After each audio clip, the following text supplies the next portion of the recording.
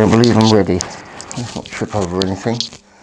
And hopefully I've got my document that I was going to use to hand. I'm not quite sure I do. Oh dear, oh dear, oh dear. Is it here? Well, let's just, okay. I'm not sure that it is here. It would have to. Oh, there you are. Good morning. And good evening, good afternoon, wherever you are. Today is Tuesday, the 31st of December. I am your host, educator, Ikubian Organis, at your service. Now, first things first, you're alarmed because you see the American flag. And yes, it is the American flag. And it's a flag I respect. Now, if you are new to this channel and you have not watched my video on Uncle Tom and the flag, I think you need to watch that. Do not say what you think you know or you hear. So don't repeat anything. My show is not about you coming, repeating and getting yourself in your feelings. It's really not about that. So do yourself a favour. You're here to get an education. You're going to learn something that you never knew. That's the whole purpose of what I do anyway. So this is a flag I respect because let's be honest, and you're going to agree anyway. At this moment, watching right now in the UK, they are showing the movie Revolution. You know, the one with Al Pacino, and it portrays a story of the war of revolution between England or Britain and America. And you've got the 13 colonies on the stars, Spangled Banner, if you want to call it that, Old Glory they call it.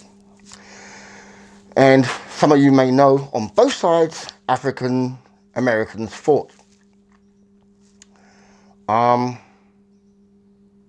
this moment, I tip my hat to Professor Derek, the late Professor Derek Bell.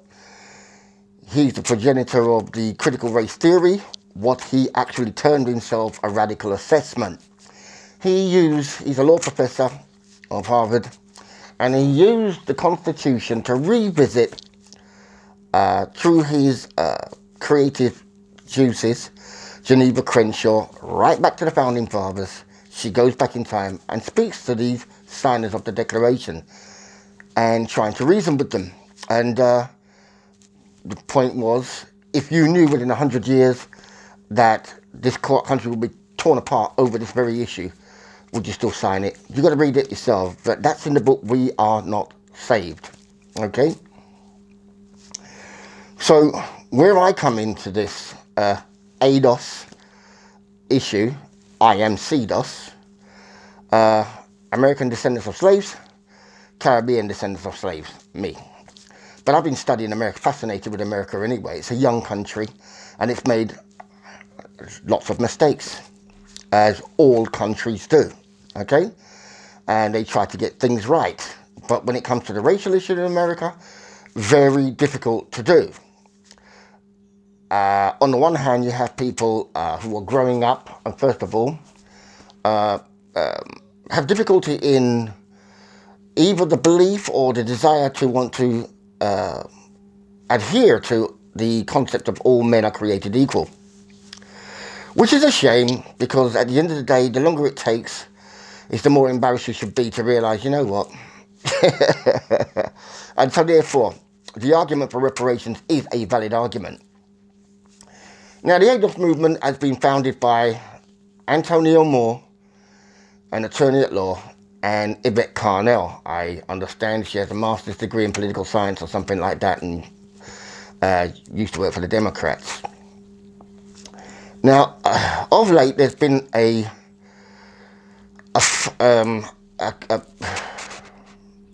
there's been internecine warfare, to put it lightly. Now, the warfare comes from the ADOS movement versus the FDA movement, Foundational Black America. Foundational Black America is the brainchild of Tariq Nasheed. I think I've spoken on Tariq Nasheed before. And Tariq Nasheed believes he gave ADOS its start and he put them on. He tweeted to them, and because of his tweet, they got big. I think he thinks he deserves some credit for it. I don't know. What I will say about Tariq is he knows how to make money, and he has a charm that will garner support from his public, or the public that see him as being an academic or bringing truth to them, bringing, stuff that they didn't know. And this is all new. And what he's done is taken material and put them in a documentary, and it's called Hidden Colors 1, 2, 3, 4. I think there's a 5 coming out, or he's made the 5, it's going to be out, or it's out. Whatever it is, I have never seen one. I've never watched one. And somebody dear to me keeps telling me, you got to watch it. And I'm like, do you see what I have in my house? Do you see the work I've put in? Look around you, I don't have to watch anybody's book to tell me about slavery, the horrors of the transatlantic slave trade, etc. Especially from a man who writes a book called The Art of Macking. So that tells me something. This is not something that's been in his lifeblood. Whatever foundation of Black America is, it's nothing that's been in his lifeblood from the get-go. No. He was a pimp, King Flex, right? And he's got a list of other names. King Flex, you only need to go onto Amazon and type in. Why am I having a pop at Tariq, who at times can be funny? I'm watching his video today, and I can see why people would laugh a little bit. But the more he speaks, the more he puts his foot in it. And he reveals who he is and what he's really about. So don't worry about it. When you come here, I'm here to open your eyes for you.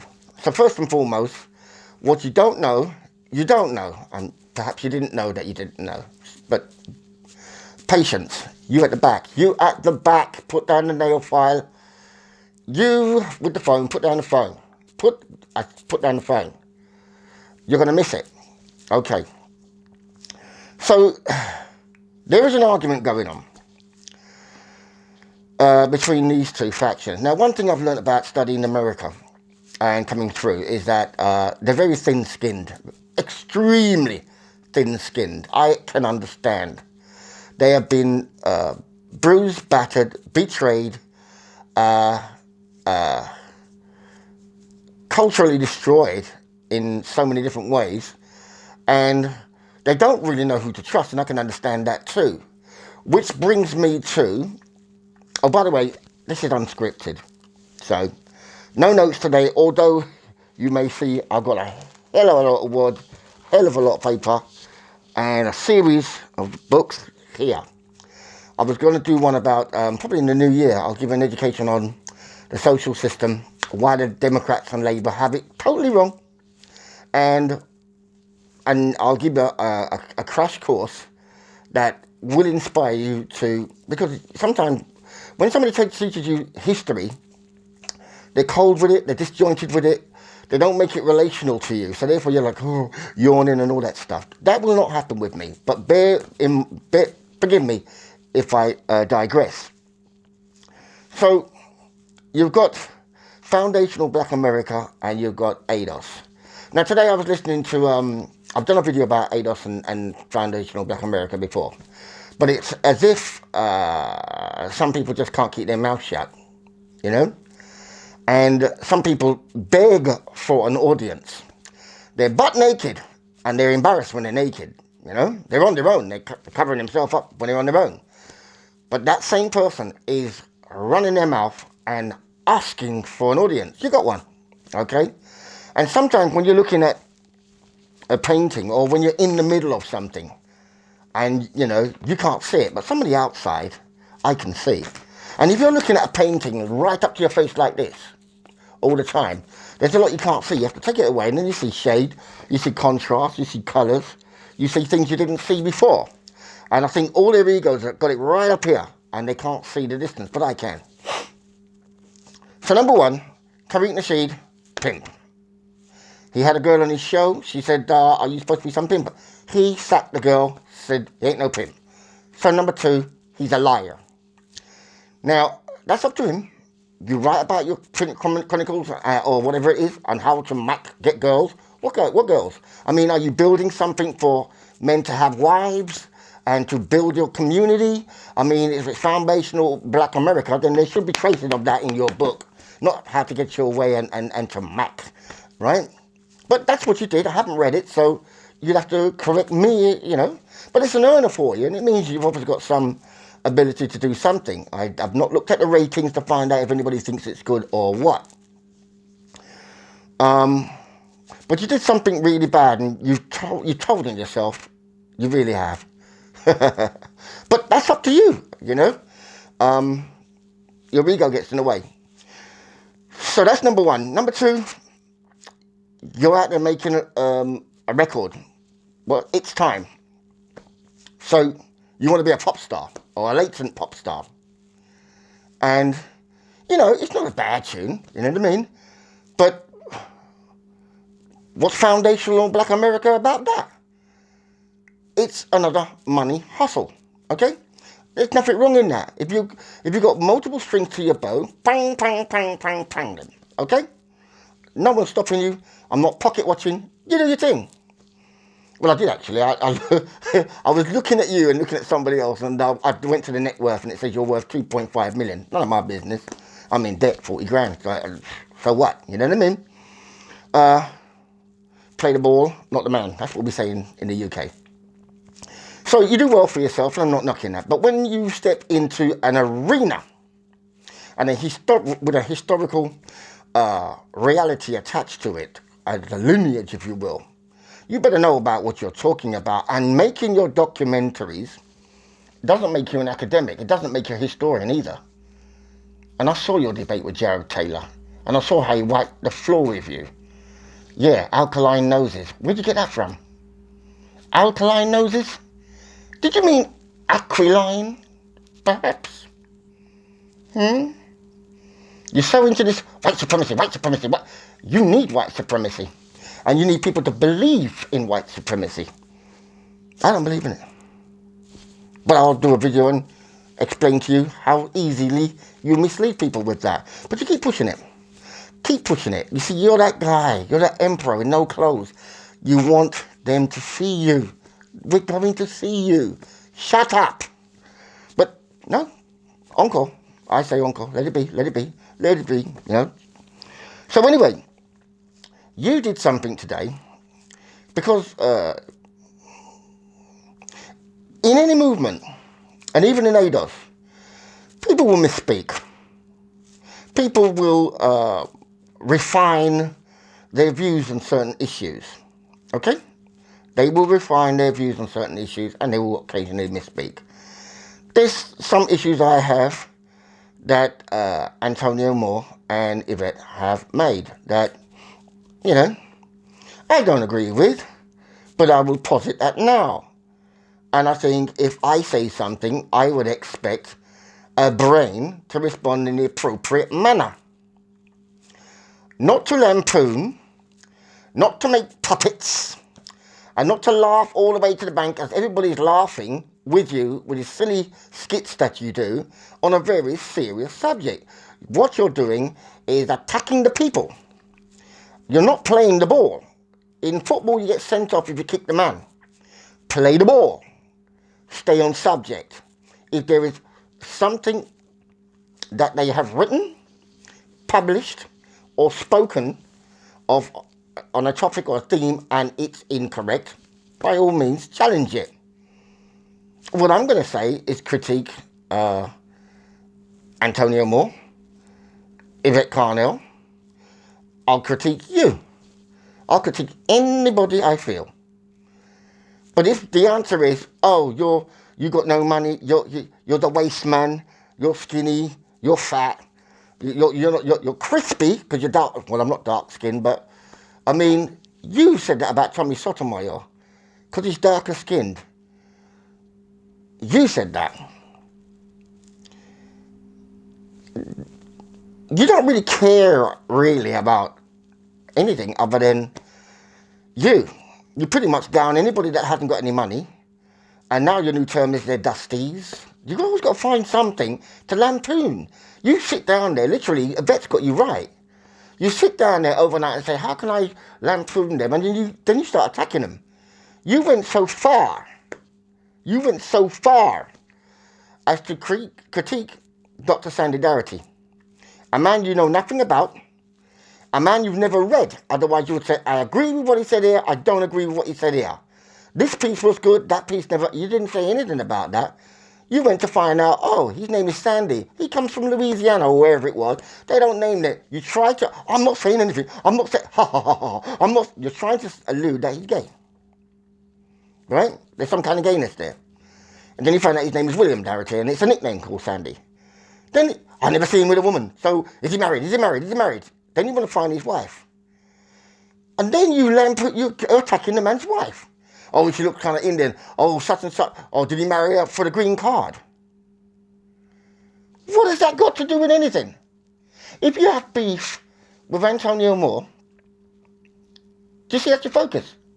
If it's with Yvette Carnell, well, that's your focus. If it's what they've said, deal with what they've said, expose it, and show us your argument. But no, not you. You want to go in to their who's associated with them, and then you want to lampoon the wife. Well, I heard you're married. I heard you're married to a biracial woman. Now, perhaps you can tell us all, is your biracial woman, wife, is her mother an Ashkenazi Jew? That's the rumour. She's actually Jewish. Now, I don't know that. But when you go around attacking somebody's wife, because they're associated and scholarly, they're the scholars, one of the scholars, by the way, one, behind the ADOS movement. We don't know who's scholars behind you apart from you. And it's another hustle. But you don't stay on point. You publish no papers. You've got plenty of Foundational Black America. When did you write a book? When did you write an essay? You haven't. You've never done anything, Daddy. You sit down there and you critique and you pop your jokes. You dig, you dig, you dig. Isn't that Huggy Bear 70s or something? Isn't that pimp talk? You dig. Okay, that's you. At least that's you. That's not to say I don't have anything to critique who I said I will critique. But, pardon me, I just have that issue with you. And you keep exposing yourself because you do what you do. You attack Tommy because you had an interview with him. Towards the end of the interview, just ask you a simple question. Why is it in all these series you've not mentioned anything about the Jewish influence or input in the transatlantic slave trade? And from that moment you fell out with him. He was all kind of crispy, he was all kind of, house sitting, a struggle mansion. You just went in, and before we knew it, you had Crispy the puppet, and everybody. And you went on. At first I thought it was funny. I was laughing. I give it that. I'm like, what's he doing? You know? And I'm like, he's lampooning Tommy, right? But it was a thing. And I'm like, well, I thought, you're certainly not pro-black anyway. Whatever you are, you're not really for the lineage at all. You're just here for the making the beer, you know. I'm here for the beer, the free, whatever it is. To you it's free. So long as they donate to you, it's free. And you're good at it. You raise money. Now, if you'd seen and you appreciate, apparently you sent a tweet, commending the movement, ADOS movement. Now, somebody like you, who could raise money, having had your history, which is here, there, and everywhere, and if you found yourself, that would be right. That would be cool. Now, what you could have done was say, well, look, I like what Yvette and Tone are doing. They sound like they're on the right place. Let me sound them out and say, well, look, is there anything, I like what you're doing. I think, these are my thoughts on it. Is there anything that you think I can do to really help push this movement on? Because I'm really feeling it. You could have done that.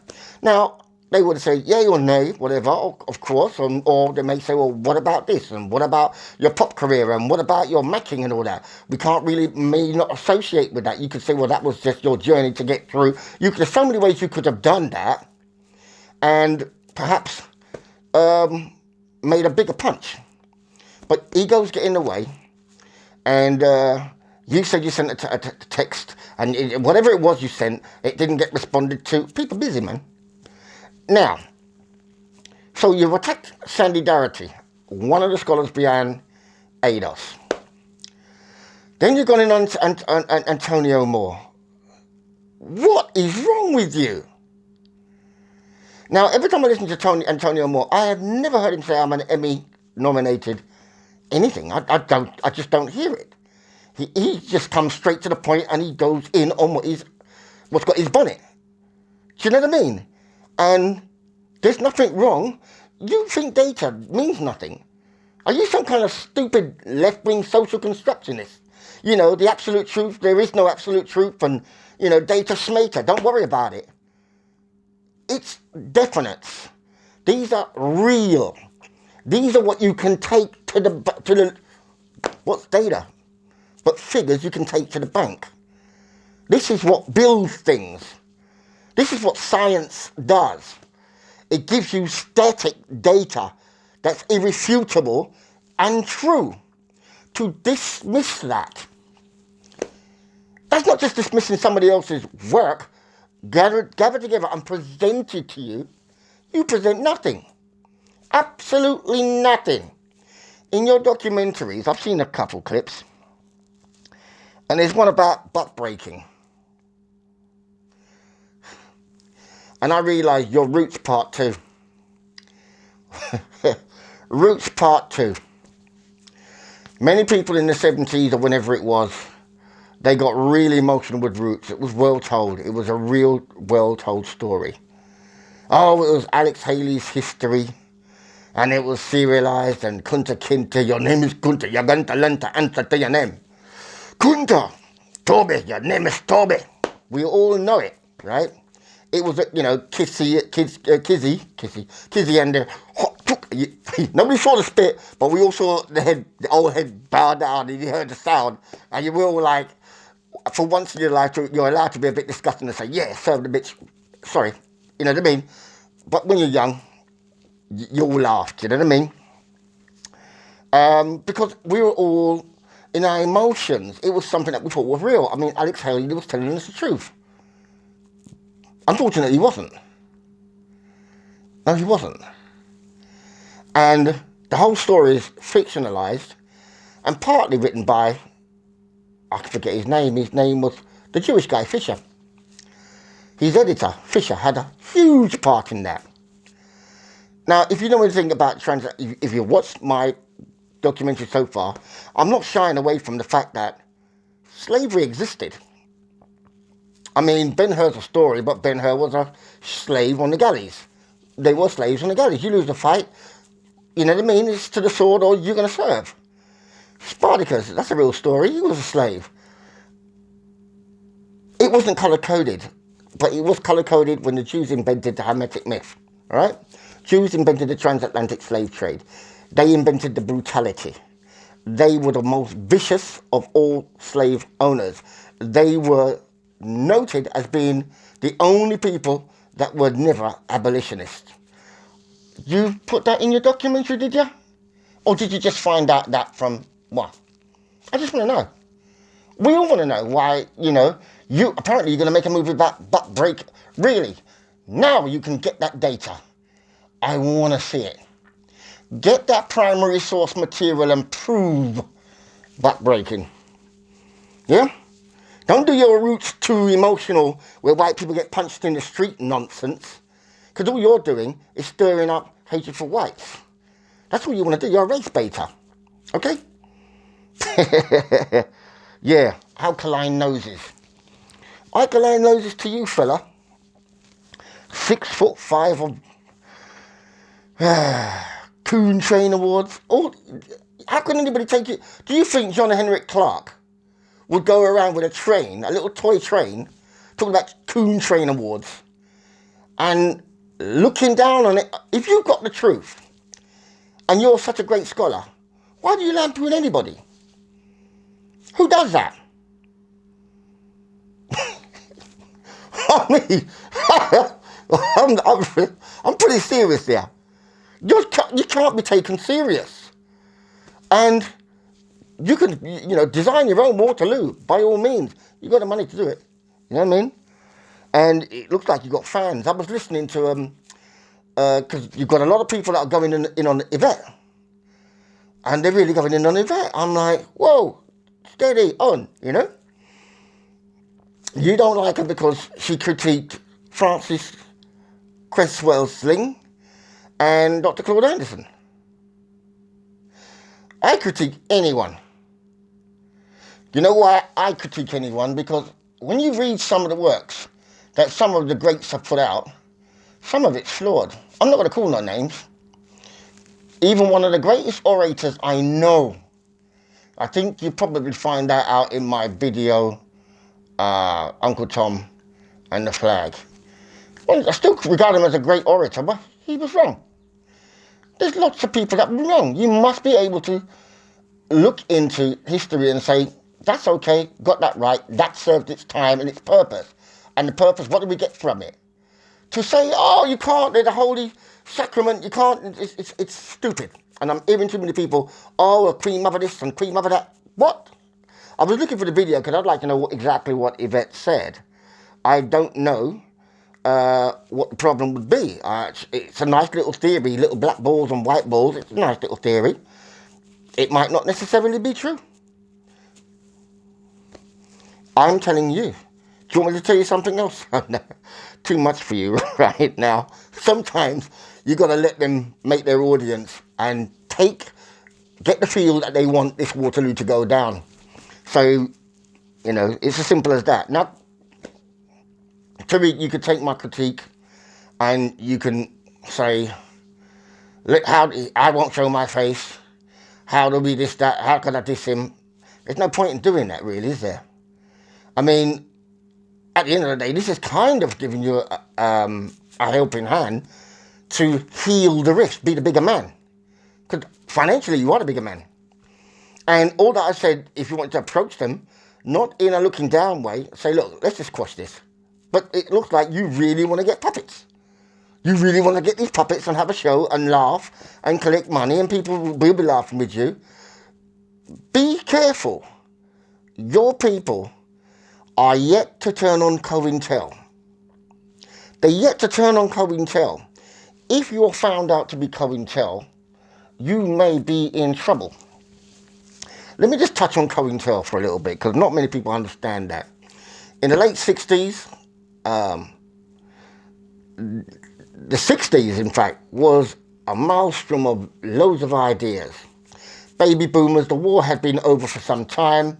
The social engineers allowed a little relaxation, but they still had their hands on power. Racism rife and flower power movement. There was a lot going on. I think it's the weather. You had the terrorists, the weather underground, is it?